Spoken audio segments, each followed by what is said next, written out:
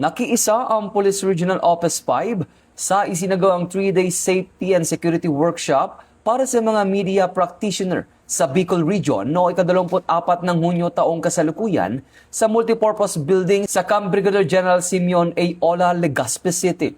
Ang programa ay sinimula ng Presidential Task Force on Media Security, katuwang ang Philippine Enforcement Agency Region 5 at Pro 5, kung saan 60 media practitioners mula sa print, broadcast, online at community media ang dumalo.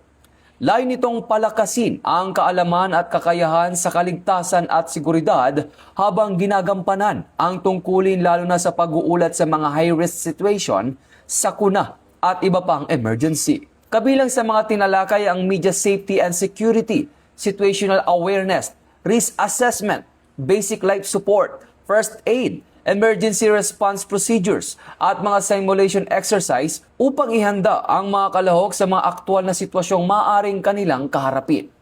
Binigyan din ng Pro 5 ang mahalagang papel ng media bilang katuwang sa pagpapalaganap ng tama at napapanahong impormasyon at kahalagahan ng mas matibay na ugnayan ng media at law enforcement.